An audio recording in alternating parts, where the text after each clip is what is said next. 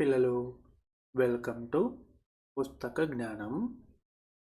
ఇవాళ మనము 6వ తరగతి గణిత పాఠ్యపుస్తకంలో 3వ చాప్టర్ ప్లేయింగ్ విత్ నంబర్స్, సంఖ్యలతో ఆడుకుందాం. ఈ చాప్టర్లో మొదటి పార్ట్ నేర్చుకుందాము. ఇంతకుముందు వీడియోస్ చూడకపోతే ఆ వీడియోస్ ఇక్కడ ఐకార్డ్లో ఇస్తాను, చూడండి. ఇంట్రడక్షన్, పరిచయం. Ramesh has 3 marbles with him. He wants to arrange them in rows in such a way that each row has the same number of marbles. He arranges them in the following ways and matches the total number of marbles. Ramesh దగ్గర ఒక 6 గోళీలు ఉన్నాయట. ఆ 6 గోళీల్ని రమేష్ ప్రతి అడ్డు వరుసలో కూడా ఒకే సంఖ్యలో గోళీలు ఉండేటట్టుగా ఎన్ని అడ్డు వరుసల్లో అమర్చచ్చు అని అనుకున్నాడు. అతను అట్లా అనుకుని ఈ కింద ఇచ్చిన విధంగా గోళీల్ని అమర్చాడు. చూడండి, 1 మార్బుల్ ఇన్ ఈచ్ రో. ఒక్కో అడ్డు వరుసలో ఒక్కో గోళీ. ఇక్కడ ఒక్కొక్క అడ్డు వరుసలో ఒక్కొక్క గోళీ. ఆ విధంగా ఎన్ని అడ్డు వరుసలు వచ్చాయి చూడండి, అతని దగ్గర 6 గోళీలు ఉన్నాయి. ఒక్కో అడ్డు వరుసలో ఒక్కొక్క గోళీ చొప్పున మొత్తం 6 అడ్డు వరుసలు వచ్చాయి కదా. ఒక్కో అడ్డు వరుసలో ఒక్కొక్క గోళీ, అట్లాంటి అడ్డు వరుసలు 6. మొత్తం ఎన్ని గోళీలు ఉన్నాయి అంటే ఎలా చెప్పచ్చు? ఇలా ఉన్నప్పుడు అడ్డు వరుసలు ఎన్ని ఉన్నాయి, ఒక్క అడ్డు వరుసలో ఎన్ని ఉన్నాయి, ఈ రెండింటిని గుణకారం చేస్తాం కదా. ఒక్క అడ్డు వరుసలో ఉన్నవి ఒక్కొక్క గోళీ, మొత్తం ఉన్న అడ్డు వరుసలు 6. ఒక వరుసలో ఒక్కొక్కటి చొప్పున 6 వరుసలు ఉన్నాయి కాబట్టి దాన్ని గుణకారం చేస్తే టోటల్ వస్తుంది మనకి. అదంతా 6. అతని దగ్గర ఉన్నదే 6 కదా. అలాగే ఒక్కో అడ్డు వరుసలో 2 చొప్పున పెట్టచ్చు కదా మనం. ఒక్కో అడ్డు వరుసలో 2 ఖచ్చితంగా పెట్టచ్చు కదా. ఎక్కడ మిగలవు, ఎక్కడ ఎక్కువ రావు కదా. ఇలా పెడితే చూడండి ఎన్ని అడ్డు వరుసలు వచ్చాయి? 3 అడ్డు వరుసలు వచ్చాయి. ఒక్కో అడ్డు వరుసలో 2 చొప్పున 3 అడ్డు వరుసలు. మనకి మొత్తం ఎన్ని అంటే ఆ రెండింటిని గుణకారం చేస్తాం. ఒక్కో వరుసలో 2 ఇంటూ మొత్తం అడ్డు వరుసలు 3, 6 అవుతాయి. ఆ తర్వాత 3 పెట్టాడు ఒక్కో అడ్డు వరుసలో. ఒక్క అడ్డు వరుసలో 3 ఇంటూ ఎన్ని అడ్డు వరుసలు వచ్చాయి? 2. గుణకారం చేస్తే 6. అలాగే ఇంకా చేద్దాము అనుకుంటే అతనికి he could not think of any arrangement in which each row had 4 marbles or 5 marbles. So the only possible arrangement left was with all the 6 marbles in a row. అతను ఇంకా 3 పెట్టాడు కదా ఒక్క అడ్డు వరుసలో. 4 పెట్టాలంటే అతనికి పెట్టడానికి ఎలా పెట్టాలో కుదరట్లేదు. ఎందుకంటే ఒక అడ్డు వరుసలో 4 పెట్టేశాడు అనుకోండి, మిగతా ఎన్ని మిగులుతాయి? 2. ఆ రెండింటిని ఇంకో అడ్డు వరుస పూర్తిగా పెట్టగలడా? లేదు కదా. ఇంకో అడ్డు వరుసలో 4 ఉండాలా పూర్తిగా పెట్టాలంటే. అతని దగ్గర ఉండేదే 2 కాబట్టి 4 పెట్టలేడు. 5 పెట్టగలడా? ఒక్కో అడ్డు వరుసలో 5 చొప్పున పెట్టేస్తే ఫస్ట్ అడ్డు వరుసలో ఇంకెన్ని మిగులుతాయి? 1. ఆ 1 రెండో అడ్డు వరుస పూర్తిగా నింపలేడు కదా. కాబట్టి 5 పెట్టలేడు. దాని తర్వాత 6 గోళీలు పెట్టచ్చా ఒక్క అడ్డు వరుసలో? రైట్. ఒక అడ్డు వరుసలో 6 గోళీలు పెట్టచ్చు. ఎన్ని అడ్డు వరుసలు పెట్టచ్చు అలాగా? 1. కాబట్టి ఒక్క అడ్డు వరుసలో 6 గోళీలు చొప్పున ఎన్ని అడ్డు వరుసలు? 1. మొత్తం గుణకారం చేస్తే ఎన్ని గోళీలు ఉన్నాయి? 6. ఇప్పుడు రమేష్ గమనించాడు ఏమని? ఇప్పుడు మొదట చేసింది ఒక్కో అడ్డు వరుసలో ఒక్కొక్క గోళీ చొప్పున 6 అడ్డు వరుసలు. అంటే 1 ఇంటూ 6 నాకు 6 వచ్చింది మొత్తం గోళీల సంఖ్య. అలాగే ఒక్క అడ్డు వరుసలో 2 చొప్పున పెట్టినప్పుడు 2 ఇంటూ 3 అడ్డు వరుసలు గుణకారం చేస్తే 6. ఒక్కో అడ్డు వరుసలో 3 3 చొప్పున 2 అడ్డు వరుసలు గుణకారం చేస్తే 6. ఒక్క అడ్డు వరుసలో 6 చొప్పున ఒకే ఒక్క అడ్డు వరుస గుణకారం చేస్తే 6. సో అది అబ్జర్వ్ చేశాడు అతను, గమనించాడు. 1 ఇంటూ 6 6, 2 ఇంటూ 3 6, 3 ఇంటూ 2 6, 6 ఇంటూ 1 6 కదా. ఇలా అబ్జర్వ్ చేసిన తర్వాత మనం ఏమని చెప్పచ్చు, 6 ఈక్వల్ టు 2 ఇంటూ 3 అనే దాని నుంచి from 6 equal to 2 into 3 it can be said that 2 and 3 exactly divide 6. So 2 and 3 are exact divisors of 6. From the other product 6 equal to 1 into 6, the exact divisors of 6 are found to be 1 and 6. ఇప్పుడు ఇది చూస్తే మీకు 2 into 3 చేస్తే 6 వచ్చింది. అంటే మనం 6ని 2తో భాగారం చేయొచ్చు, శేషం 0 వచ్చే విధంగా. అలాగే 6ని 3తో కూడా భాగారం చేయొచ్చు, రెండిట్లోనూ శేషం 0 వస్తుంది కదా. అంటే ఈ 2 కూడా 6ని నిశ్శేషంగా భాగించగలవు కదా. ఇలాగ ఒక సంఖ్యని నిశ్శేషంగా భాగించే వేరే సంఖ్యలను ఏమంటారు, ఈ భాగించబడే సంఖ్యకి అవి భాజకాలు, ఖచ్చితమైన భాజకాలు. నిశ్శేషంగా భాగించగలిగే వాటిని ఖచ్చితమైన భాజకాలు అంటాం. భాజకము అంటే భాగించగలిగేది. అలాగే ఇంకో ఎగ్జాంపుల్ చూస్తే 6 ఈక్వల్ టు 1 ఇంటూ 6. దీంట్లో కూడా మనము 1తో 6ను భాగారం చేయొచ్చు, ఈ 1తో 6ను భాగారం చేయొచ్చు, ఈ 6తో కూడా మనం ఈ 6ని భాగారం చేయొచ్చు కదా. శేషం 0నే వస్తుంది, కరెక్టే కదా. మరి ఇప్పుడు ఈ భాగించబడే 6కి ఈ 2 సంఖ్యలు ఏమవుతాయి, భాజకాలు కదా. అంటే ఇప్పుడు మనకి 6కి మొదట భాజకాలు 2 3, తర్వాత 6కి భాజకాలు 1 6. అంటే మొత్తం 6కి భాజకాలు ఏమేమి ఉన్నాయి, 1 2 3 6. ఈ 4 కూడా 6కి భాజకాలు. భాజకాలని మనము కారణాంకాలు, ఫ్యాక్టర్స్ అని కూడా అంటాం. ఫ్యాక్టర్స్ ఆఫ్ 6 అంటే ఏమని చెప్తాము, 1 2 3 6 అని చెప్తాం కదా. ఇప్పుడు మీరు ఏం చేయాలంటే ఒక 18 గోళీలు తీసుకోండి. Try arranging 18 marbles in rows and find the factors of 18. మీ దగ్గర గోళీలు లేకపోతే ఏవైనా రాళ్ళు ఇట్లాంటివి ఏవైనా తీసేసుకోండి, సరేనా. రాళ్ళు లేకపోతే విత్తనాలు, ఏవైనా గింజలు, ఏది తీసుకున్నా పర్లేదు. 18 తీసుకొని వాటిని ఈ విధంగా ఎన్ని రకాలుగా మీరు అమర్చగలరు అన్నది చెక్ చేసి అప్పుడు మీరు ఫ్యాక్టర్స్ ఆఫ్ 18 యొక్క కారణాంకాలని కనుక్కోండి ఆ విధంగా, సరేనా.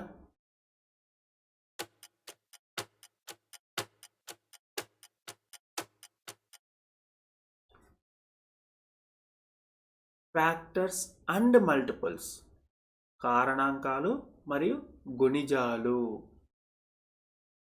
Mary wants to find those numbers which exactly divide 4. She divides 4 by numbers less than 4 this way. Mary అనే అమ్మాయి 4ని విభజించే సంఖ్యలు ఏవేవి అని కనుక్కోవాలి అనుకుంది. 4ని విభజించేవి. ఇప్పుడు మరి 4ని విభజించేవి అన్నప్పుడు అవి ఎలా కనుక్కోండి, 4 కన్నా తక్కువ లేదా 4కి సమానంగా ఉన్న సంఖ్యల్ని తీసుకొని ఆమె విభజిస్తూ వచ్చింది. 4 కన్నా తక్కువ ఉన్నప్పుడు మొదట 1 నుంచి స్టార్ట్ చేద్దాం.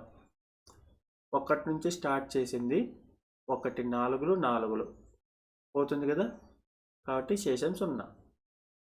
తర్వాత 1 తర్వాత 2 2 2 4 శేషం 0. 3తో 4 పోదు, 3 1 3 శేషం 1 మిగులుతుంది కదా. 4తో అయితే 4 1 4 శేషం 0. అంటే మనకి ఇక్కడ చూడండి, మొదటి దాంట్లో 1తో భాగాహారం చేసినప్పుడు భాగఫలం ఏమో 4 శేషం 0. 2తో భాగాహారం చేసినప్పుడు భాగఫలం 2 శేషం 0. 3తో భాగాహారం చేస్తే భాగఫలం 1 శేషం 0, శేషం 1.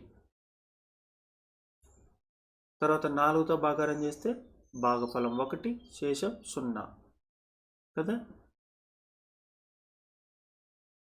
ఇప్పుడు she finds that the number 4 can be written as 1 into 4, 2 into 2,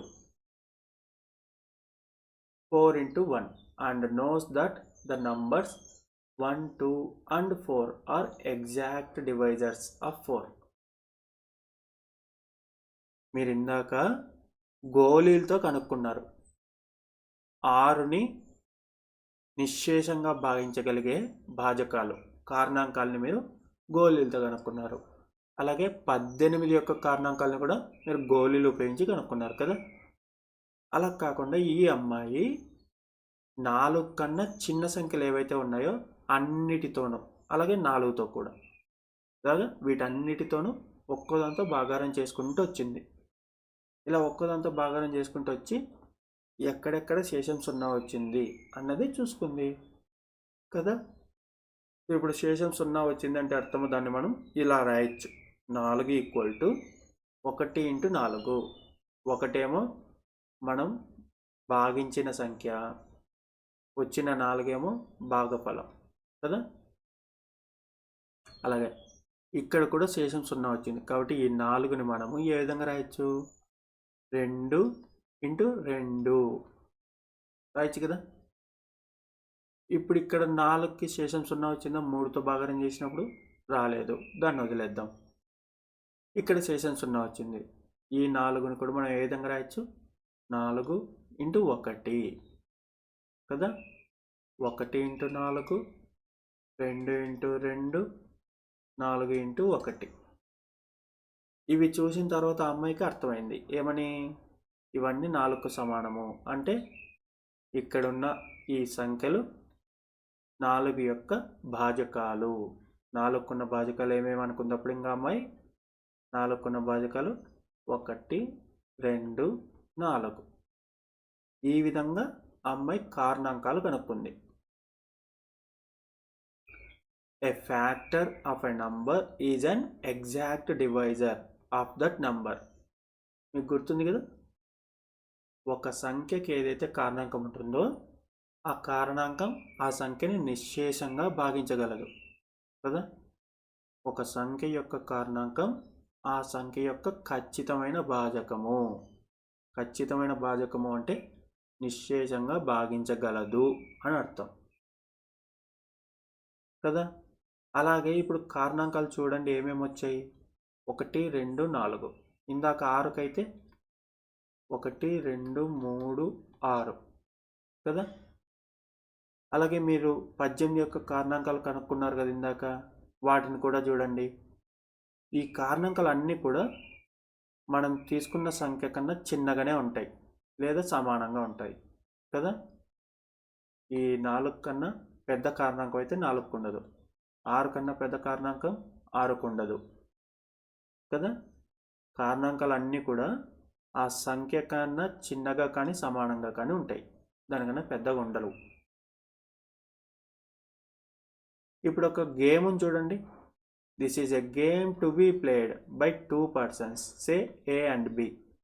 it is about spotting factors. ఇక్కడ కారణాంకాలు కనుక్కునే దాని మీద ఒక గేమ్ ఉంది చూడండి. 2 ఆడాలి ఈ గేమ్ని. మీరు ఏం చేయాలంటే 1 నుంచి 50 వరకు మీరు నంబర్స్ చిన్న చిన్న కార్డ్స్ మీద రాసి పెట్టండి.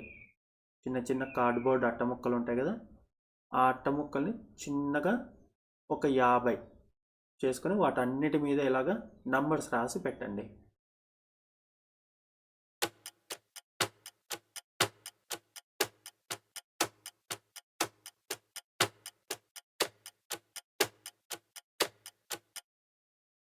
నంబర్స్ రాసిన తర్వాత వాటన్నిటిని ఈ విధంగా ఒక్కొక్క అడ్డు వరుసలో 7 చొప్పున అరేంజ్ చేసి చివరిగా 50 అన్నది మిగులుతుంది కదా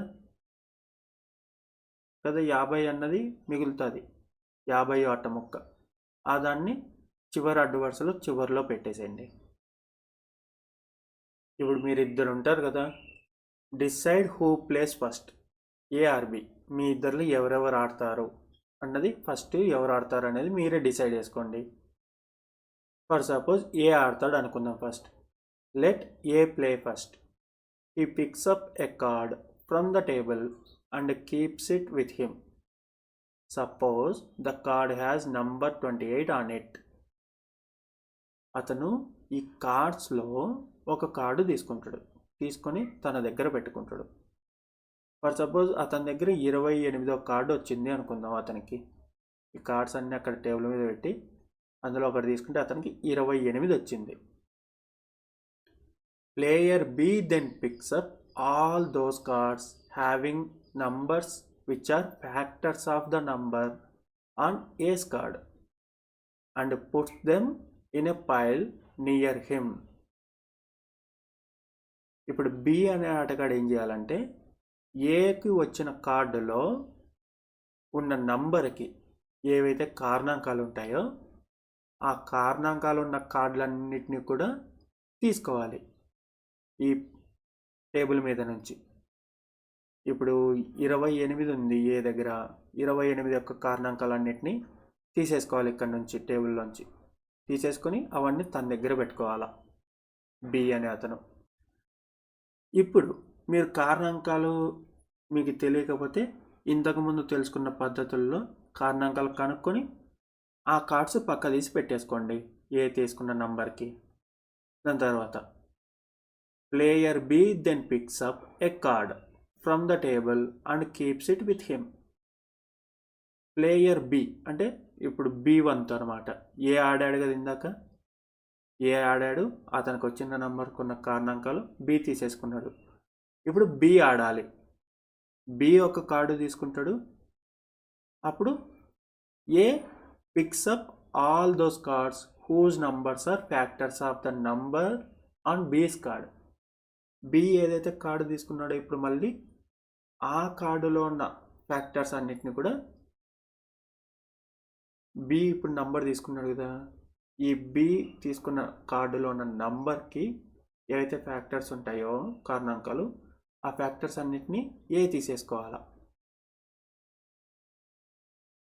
అర్థమైంది కదా గేమ్. ఈ విధంగా game continues like this until all the cards are used up. ఇలాగా మీరు చేయాలంటే ఈ టేబుల్ మీద ఉన్న కార్డుల్లో అన్ని కార్డులు అయిపోయే వరకు ఈ గేమ్ ఆడాల. సరేనా? A will add up the numbers on the cards that he has collected. B2 will do the same with his cards. ఇద్దరు ఒకరు నంబర్ తీసుకుంటే ఆ దానికి ఒక కారణాంకాలని వేరే అతను తీసుకున్నారు కదా, ఇలా ఇద్దరి దగ్గర కొన్ని కార్డులు వచ్చేసి ఉంటాయి కదా, ఆ అన్ని కార్డుల్ని నంబర్స్ని మీరు సమ్ చేయాల, కూడాలి. ఇద్దరివి కూడితే ఎవరికైతే ఎక్కువ నంబర్ వచ్చిందో వాళ్ళు winner.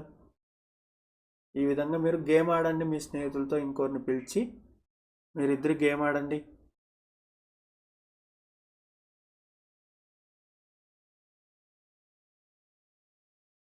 Can you find some way to win the game? ఈ ఆటను ఒక 2-3 సార్లు ఆడి మీరు ఆట ఆడిన తర్వాత ఎప్పుడు కూడా ఈ గేమ్ని గెలవాలి అంటే ఏదైనా మార్గం కనుక్కోగలరా? చెప్పండి. మీరు ఆడిన తర్వాత చెప్పండి గేమ్ని. అంతవరకు వీడియో పాస్ చేయండి.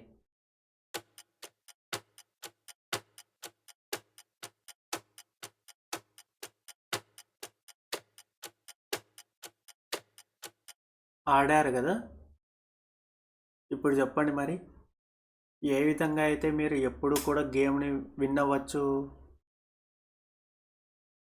మీరు కింద కామెంట్లో చెప్పండి.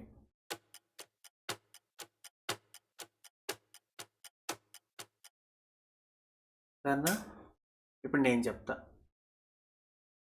మనము ఒక నంబర్ తీసుకుంటున్నాము అంటే మనతో పాటే అటువైపు ఆడే అతను దానికున్న కారణాంకాలన్నీ తీసేసుకుంటాడు కదా. అంటే మనం ఒక కారణాంకాలు ఎక్కువ ఉన్న సంఖ్య తీసుకుంటే మన ఎదురుగా ఆడే అతను కారణాంకాలు దానికి ఉన్నవన్నీ అతనికి వెళ్ళిపోతాయి. మనం తక్కువ వస్తుంది నంబర్, అతనికి ఏమి ఎక్కువ వస్తుంది కదా. అంటే అతను గెలవకూడదు, మనమే గెలవాలి అన్నప్పుడు మనం కారణాంకాలు ఎంత తక్కువ ఉండే సంఖ్యను తీసుకుంటే ఎదుట అతను అన్ని తక్కువ నంబర్లు తీసుకోగలడు. కాబట్టి మనము చాలా తక్కువ కారణాంకాలు ఉండేటివి. మీకు గుర్తుంటే ప్రధాన సంఖ్యకి కారణాంకాలే ఉండవు. ఒకటి అదే సంఖ్య తప్ప కారణాంకాలే ఉండవు. అదే సంఖ్యని మీరు ఆల్రెడీ తీసేసుకుంటారు. ఒకటి ఒకవేళ తీసుకుంటే అతను ఒక్కసారి తీసుకోగలడు కదా. మీరు ప్రధాన సంఖ్యను తీసుకుంటే ఎప్పుడు కూడా గెలిచే ఛాన్స్ ఎక్కువ ఉంటుంది. కాబట్టి ప్రధాన సంఖ్యలు లేదా కారణాంకాలు చాలా తక్కువ ఉన్నవి, ప్రధాన సంఖ్యలు లేకపోతే కారణాంకాలు తక్కువ ఉన్న సంఖ్యలను మీరు తీసుకుంటే ఎదుట అతను తీసుకోవడానికి చాలా తక్కువ కార్డులే ఉంటాయి. ఆ విధంగా మీరు గెలవచ్చు ఎప్పుడు కూడా ఈ గేమ్ని. మీరు కూడా కనిపెట్టారా ఈ విధంగా గెలవచ్చని? when we write a number 20 as 20 equal to 4 multiplied by 5, we say 4 and 5 are factors of 20.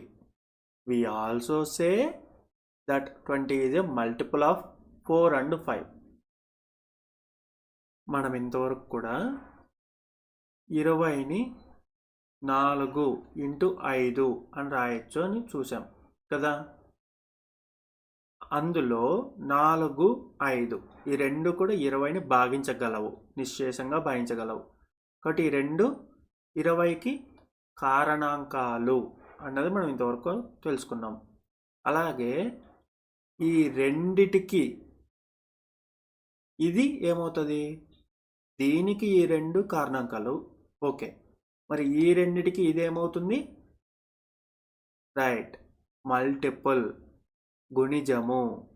4 5 20, కాబట్టి 4కి 5 గుణిజం. 4 5 20, కాబట్టి 4కి 20 అనేది గుణిజము. అలాగే 5 4 20, కాబట్టి 20 అనేది 5కు కూడా గుణిజమే.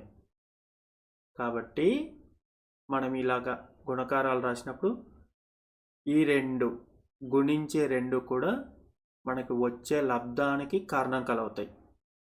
ఆ లబ్ధము ఈ రెండిటికి గుణిజం అవుతుంది. ఇది కూడా మీరు ఆల్రెడీ నేర్చుకున్న విషయమే కదా.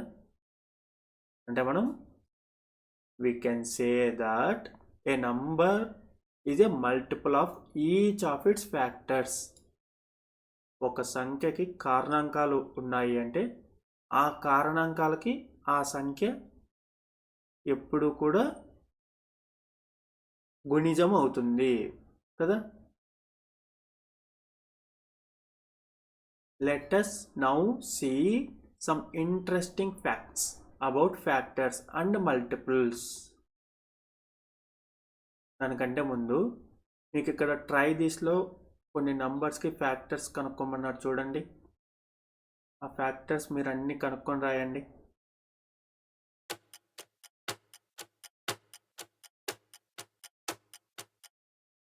Let us now see some interesting facts about factors and multiples.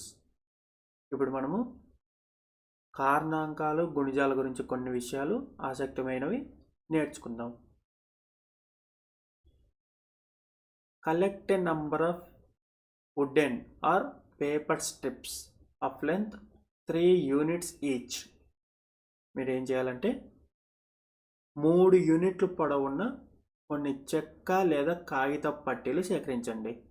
సింపుల్గా చెప్పాలంటే ఒక అట్ట ముక్క తీసుకోండి పెద్దది, దాన్ని ఒకే పొడవుగా ఉండేటట్టు ముక్కలు చేయండి. ఆ ఒక్కొక్క పొడవు 3 యూనిట్లు అనుకుందాం. Join them end to end as shown in the following figure. ఒక్కొక్క ముక్క 3 యూనిట్లు కదా, ఈ విధంగా పెట్టండి. మొదట ఒక ముక్క, తర్వాత 2 ముక్కలు, ఆ తర్వాత 3, 4, 5 ఇలాగా ఒక్కో అడ్డు వరుసలో ఒక్కో ముక్క పెంచుకుంటూ వెళ్ళాలి. ఒక్కొక్క ముక్క 3 యూనిట్లు అనుకున్నాం కదా ఇందాకే. The length of the strip at the top is 3. That means 1 into 3 units కదా.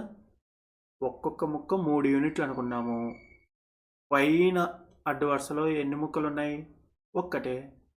అంటే దాని విలువ 3 into 1 అంటే 3. రెండో అడ్డు వరుసలో 2 ముక్కలు ఉన్నాయి. ఒక్కొక్క ముక్క ఎన్ని యూనిట్లు? 3 యూనిట్లు. కాబట్టి 2 వరుసలు ఉన్నాయి కాబట్టి 3 3 అంటే 2 into 3 6. అలాగే 3 ముక్కలు ఉన్నాయి ఇక్కడ. ఒక్కో ముక్క 3 ముక్కలు ఉన్నాయి ఈ అడ్డు వరుసలో.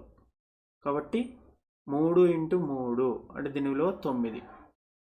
అలాగే 4వ దాని విలువ 12, 5వ వరుస విలువ 15.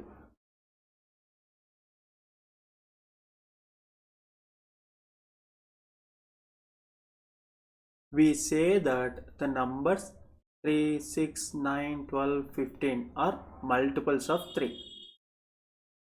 ఇప్పుడు మనము ఈ వచ్చిన లబ్ధాలు చివరిలో 3, 6, 9, 12, 15 ఇంకా మీరు పెద్దగా ఇంకా చేసుంటే ఆ వచ్చే లబ్ధాలన్నీ కూడా 3 యొక్క గుణిజాలని చెప్పచ్చా చెప్పలేమా? చూడండి, 3 1, 3 2, 3 3, 3 4, 3 5 ఇలాగ వస్తూనే ఉన్నాయి కదా. కాబట్టి వీటన్నిటిని మనము 3 యొక్క గుణిజాలని చెప్పచ్చు కదా.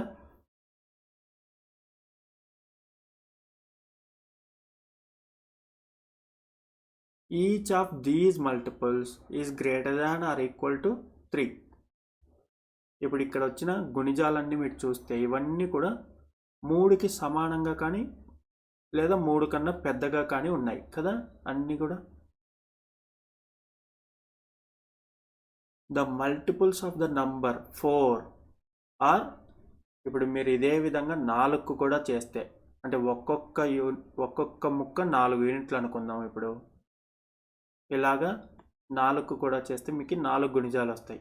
అవి ఇట్లా ఉంటాయి: 4, 8, 12, 16, 20, 24 ఇలా వస్తూనే ఉంటాయి కదా. ఆ లిస్ట్ అనేది ఎండ్లెస్, దానికి ఎండ్ అనేది ఉండదు. మనకి సహజ సంఖ్యలకి పూర్ణాంకాలకి ఎండ్ అనేది ఉండదు కదా, అవి వెళ్తూనే ఉంటాయి ఎంత పెద్ద నెంబర్కైనా.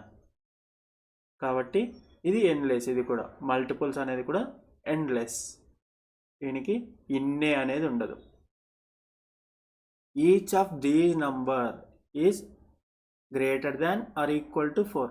ఇప్పుడు మనకు వచ్చిన గుణిజాలు అన్నీ కూడా 4కి సమానంగా కానీ లేదా 4 కన్నా పెద్దగా కానీ ఉంటాయి కదా. అన్నీ ఎంత దూరం వెళ్ళినా సరే అన్నీ కూడా 4కి సమానంగానే 4కు పెద్దగానే ఉంటాయి. Let us see what we conclude about factors and multiples.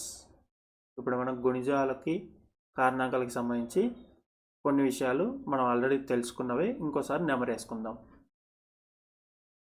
Is there any number which occurs as a factor of every number? ప్రతి సంఖ్యకి కారణాంకంగా ఉండే సంఖ్య ఏదైనా ఉందో చెప్పండి. అంటే అది అన్ని సంఖ్యలకి మనం ఏ సంఖ్య తీసుకున్నా దాని కారణాంకాల్లో ఇది ఉండాలా. అట్లాంటి సంఖ్య ఏదైనా ఉందా? ఎస్, ఇట్ ఈజ్ 1 కదా. 1 అనేది మనకి అన్ని సంఖ్యలకి కారణాంకమే. మీరు ఎంత పెద్ద సంఖ్య తీసుకున్నా ఎట్లాంటిది తీసుకున్నా ఆ సంఖ్యకి 1 ఎప్పుడు కూడా కారణాంకం అవుతుంది. ఉదాహరణకు చూసుకుంటే 6ను మనం 1 into 6 రాయొచ్చు. అంటే 1 అనేది 6కు కారణాంకం. 18ని 1 into 18 రాయొచ్చు. కాబట్టి 1 అనేది 18కి కారణాంకం.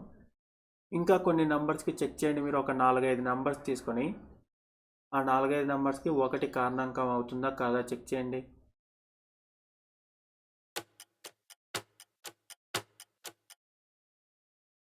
చేశారు కదా. So 1 is factor of every number, ప్రతి సంఖ్యకి ఒకటి కారణాంకం అనేది మనం చెప్పచ్చు.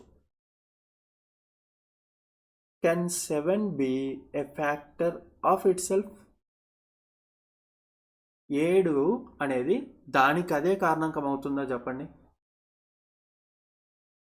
ఎస్ కదా. We can write 7 as 7 into 1. 7 into 1 అని రాస్తున్నాము అంటే దాని అర్థం ఏంటి? ఈ రెండు కూడా ఈ లబ్ధానికి కారణాంకాలు కదా. మరి ఈ లబ్ధానికి కారణాంకాలు అన్నప్పుడు 7 అనేది 7కి కారణాంకమే కదా. What about 10 and 15? 10కి 15లకు కూడా చూడండి. 10 అనేది 10కి కారణాంకమేనా? 15 అనేది 15కి కారణాంకమేనా? చెక్ చేశారు కదా. సో మనం దాన్ని అర్థం చేసుకుని ఏం చెప్పచ్చు? Every number is a factor of it self. ప్రతి సంఖ్య దానికి అదే కారణాంకం. ప్రతి సంఖ్యకి ఒకటి కారణాంకం అవుతుంది, అలాగే ప్రతి సంఖ్య కూడా దానికి అదే కారణాంకం అవుతుంది.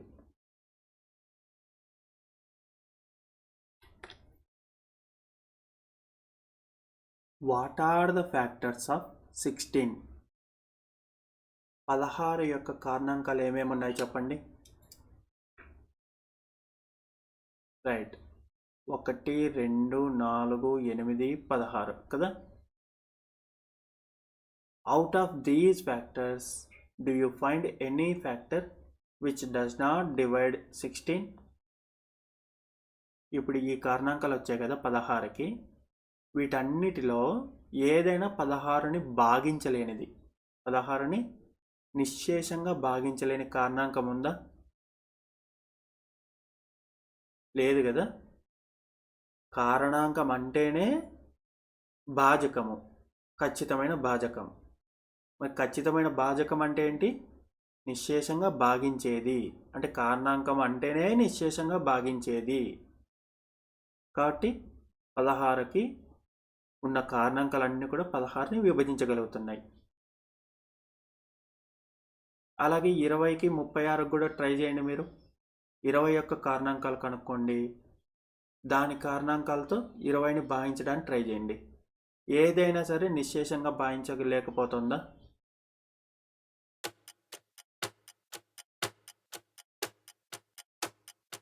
ముప్పై 36 కారణాంకాలు కనుక్కొని మళ్ళీ ఆ కారణాంకాలతో 36ని భాగించండి. ఏదైనా సరే 36ని నిశ్శేషంగా భాగించలేకపోతుందా? దీని నుంచి మనం ఏం చెప్పచ్చు? Every factor of a number is an exact divisor of that number. ఒక సంఖ్య యొక్క ప్రతి కారణాంకం కూడా ఆ సంఖ్య యొక్క ఖచ్చితమైన భాజకం. What are the factors of 34? ఇప్పుడు మళ్ళీ 34కి కారణాంకాలు కనుక్కొని చెప్పండి.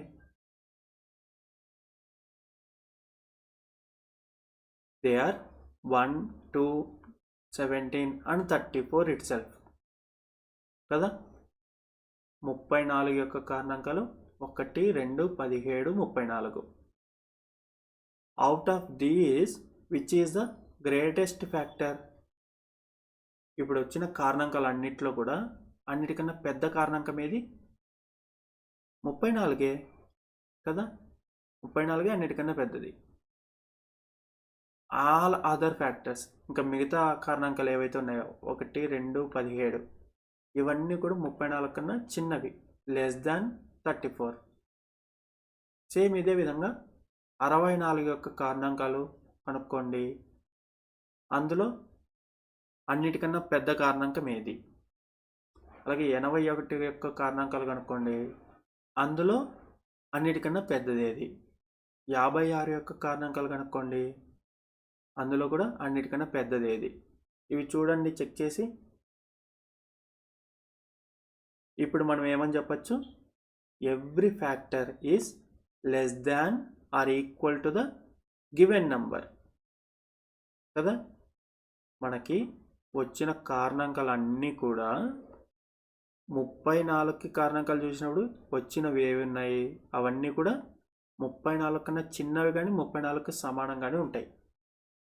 ప్రతి కారణాంకము ఇచ్చిన సంఖ్య కంటే తక్కువగా లేదా సమానంగా ఉంటుంది అని మనం చెప్పచ్చు. Next, the number 76 has 5 factors. How many factors does 136 or 96 have?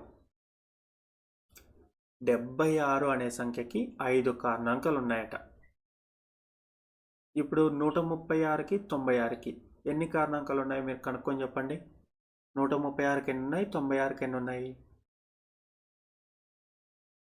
You will find that you are able to count the number of factors of each of these. అంటే మనం మీకు వచ్చిన కారణాంకాల సంఖ్యని మీరు కౌంట్ చేయగలుగుతున్నారా లేదా? మీరు లెక్క పెట్టలేనన్ని వచ్చినాయా? లేదు కదా, లెక్క పెట్టగలిగినే వచ్చినాయి కదా. Even if the numbers are as large as 10,576, 25,642 etc. or larger, you can still count the number of factors of such numbers, though you may find it difficult to factorize such numbers. ఇప్పుడు మీరు ఏ సంఖ్య తీసుకున్నా సరే, పెద్ద పెద్ద సంఖ్యలు 10,576, 25,642 ఇట్లాంటి పెద్ద సంఖ్యలు, లేదా ఇంకా పెద్ద సంఖ్యలు తీసుకున్నా సరే మీరు వాటన్నిటికీ కూడా కారణాంకాలు కనుక్కోగలరు. ఆ కనుక్కున్న కారణాంకాలని లెక్క పెట్టచ్చు. ఎన్ని ఉన్నాయి అనేది మీరు లెక్క పెట్టచ్చు కదా. అది కొంచెం కష్టమే, ఎందుకంటే మీకు కారణాంకాలు కనుక్కొని మరి వాటి లెక్క పెట్టాలంటే ఇంత పెద్ద సంఖ్యలకి కొంచెం కష్టమే. కానీ మీరు లెక్క పెట్టడానికైతే అవుతుంది, లెక్క పెట్టలేనన్ని రావు కదా. So we say that number of factors of a given number are finite. ఇచ్చిన సంఖ్య యొక్క కారణాంకాల సంఖ్య పరిమితం అంటాం. పరిమితము అంటే పరిమితంగా ఉంటాయి, అంటే తక్కువగానే ఉంటాయి. తక్కువ అంటే మనం లెక్క పెట్టగలిగనే ఉంటాయి. What are the multiples of 7? 7 యొక్క గుణిజాలు ఏమేమి చెప్పండి. రైట్, ఆబ్వియస్లీ 7, 14, 21, 28 ఇలా ఉంటాయి కదా, ఇంకా వస్తూనే ఉంటాయి. You will find that each of these multiples is greater than or equal to 7. ఇప్పుడు 7 యొక్క గుణిజాలు మనకి చూస్తే అవన్నీ కూడా 7 కన్నా పెద్దవి కానీ లేదా 7కి సమానంగా కానీ, సమానంగా మొదటిది ఒక్కటే ఉంటుంది, మిగతా అన్నీ కూడా 7 కన్నా పెద్దవే ఉంటాయి కదా. ఏ ఒక్కటి కూడా 7 కన్నా చిన్నదైతే రాదు. మరి ప్రతిసారి ఇట్లాగే జరుగుతుందా? Will it happen with each number?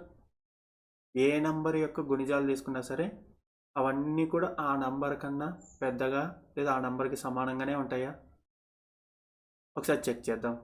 6 యొక్క గుణిజాలు చూడండి, తర్వాత 9 చూడండి, దాని తర్వాత 10 చూడండి.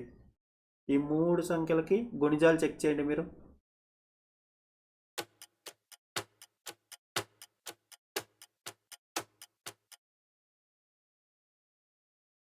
So we find that every multiple of a number is greater than or equal to that number. మనం ఇప్పుడు చూసిన దాన్ని బట్టి చెప్పచ్చు ఏమని, ప్రతి సంఖ్య యొక్క ప్రతి గుణిజము దానికంటే ఎక్కువ లేదా సమానంగా ఉంటుంది. మనం ఒక సంఖ్య తీసుకొని దాని గుణిజాలు చూస్తే ఆ గుణిజాలు అన్నీ కూడా దానికన్నా ఎక్కువ లేదా సమానంగానే ఉంటాయి. Right the multiples of 5. 5 యొక్క గుణిజాలు రాయండి. ఏమేమి ఉన్నాయి? 5, 10, 15, 20 ఇలా వస్తూనే ఉంటాయి కదా. Do you think this list will end anywhere? ఇప్పుడు ఈ లిస్ట్ మీరు ఇంకా పెంచుకుంటూ పోయే కొద్దీ 5 1 5, 5 2 10, 5 3 15, 5 4 20, 5 5 25, 5 6 26 ఇలా పెంచుకుంటూ పోతే ఎక్కడైనా ఆగుతుంది ఆ లిస్ట్? నో కదా, ఆగనే ఆగదు. This list is endless. గుణిజాలు అనేది ఎండ్లెస్గా ఉంటాయి, ఆగనే ఆగవు. Try it with multiples of 6, 7 etcetera. ఇప్పుడు 5 కనుక్కున్నారు. 6 యొక్క గుణిజాలు చూడండి. 6 యొక్క గుణిజాలు ఎక్కడైనా ఆగిపోతాయా? 7 యొక్క గుణిజాలు చూడండి. 7 యొక్క గుణిజాలు ఆగిపోతాయా? కదా, అవేవి ఆగట్లేదు. అవి ఎంత పెద్ద నంబర్కి వెళ్ళినా సరే గుణిజాలు వస్తూనే ఉంటాయి. So the number of multiples of a given number is infinite. Infinite అంటే అనంతం, అనంతమైన అన్నీ ఉంటాయి, దానికి అంతం అనేదే ఉండదు. అంటే ఎన్నైనా పెరుగుతూనే ఉంటాయి, అవి ఇన్నే ఉంటాయి అనేది లెక్క పెట్టలేం మనం, ఎన్నైనా పెరుగుతూనే ఉంటాయి. మనకి ఇచ్చిన సంఖ్య యొక్క గుణిజాల సంఖ్య అనంతము, అవి అంతం లేనివి, అవి పెరుగుతూనే ఉంటాయి అని.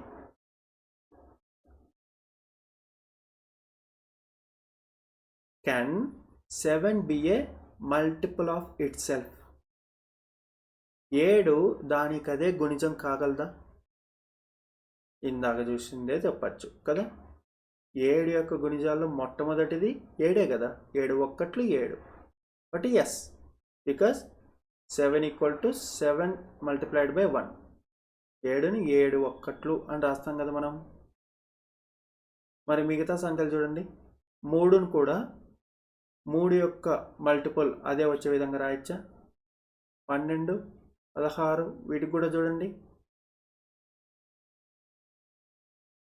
So every number is a multiple of it self. దీన్ని బట్టి మనం ప్రతి సంఖ్య కూడా దానికి అదే గుణిజము అని చెప్పచ్చు కదా. ఈ పాయింట్స్ అన్ని మీరు గుర్తుపెట్టుకోండి, సరేనా? The factors of 6 are 1, 2, 3 and 6. 6 యొక్క కారణాంకాలు ఏమేమి ఉన్నాయంటే ఏం చెప్తారు? 1, 2, 3, 6 కదా. ఇప్పుడు ఈ కారణాంకాలు అన్నిటిని సమ్ చేయండి. 1, 2, 3, 6 కలిపితే 12. ఈ 12ను మనం ఏమని రాయొచ్చు? 2 × 6 కదా. అంటే మనం we find that the sum of the factors of 6 is twice the number 6. 6 యొక్క కారణాంకాలు అన్నిటిని మనము కూడి చూస్తే ఆ నంబరు 6కి డబల్ ఉంది కదా. అలాగే వేరే నంబర్స్కి చూడండి. All the factors of 28 are 1, 2, 4, 7, 14, 28. Adding these will have 1 + 2 + 4 + 7 + 14 + 28 will give 56. 28 యొక్క కారణాంకాలు చూసుకుంటే మనకి 1, 2, 4, 7, 14, 28 ఉన్నాయి. అవన్నీ కూడితే కూడా మనకి 56 వస్తుంది. అది కూడా 28కి డబల్ కదా. అంటే మనం ఒక సంఖ్య తీసుకొని దాని కారణాంకాలన్నింటినీ కూడితే ఆ వచ్చే మొత్తము కూడిక మొత్తం మనం తీసుకున్న సంఖ్యకి డబల్ ఉంటుంది. A number for which sum of all its factors is equal to twice the number is called a perfect number. ఇలాగా మనకి ఒక సంఖ్య తీసుకొని దాని కారణాంకాల మొత్తం ఆ సంఖ్యకి డబల్ ఉంది అంటే అట్లాంటి సంఖ్యను మనం పర్ఫెక్ట్ నంబర్ అంటాం. ఆ సంఖ్యను ఏమంటాం? పరిపూర్ణ సంఖ్య. ఒక సంఖ్య యొక్క కారణాంకాల మొత్తము ఆ సంఖ్యకు 2 రెట్లు అయితే అప్పుడు ఆ సంఖ్యను మనం పరిపూర్ణ సంఖ్య అంటాం. అంటే మనకి 6 అనేది పరిపూర్ణ సంఖ్య, 28 పరిపూర్ణ సంఖ్య. Both are perfect numbers. ఇప్పుడు అర్థమైంది కదా పరిపూర్ణ సంఖ్య అంటే ఏంటో. So is 10 a perfect number? Check చేసి చెప్పండి. 10 అనేది పరిపూర్ణ సంఖ్యనా కాదా?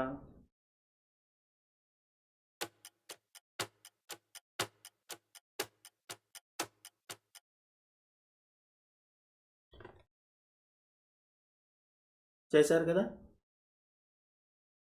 ఇప్పుడు ఇక్కడ మీకు కొన్ని ఎగ్జాంపుల్స్ ఇచ్చారు చూడండి. ఆ ఎగ్జాంపుల్లో ఉన్న ప్రశ్నలకు మీరు సొంతంగా ఫస్ట్ సమాధానాలు చేయండి. దాని తర్వాత ఇచ్చిన సొల్యూషన్ని చదివి మీరు చేసింది కరెక్టా తప్ప అర్థం చేసుకోండి. మీరు చేసిన విధానము, చేసిన ఆన్సర్ కరెక్టా తప్ప చూసుకోండి ఒకసారి.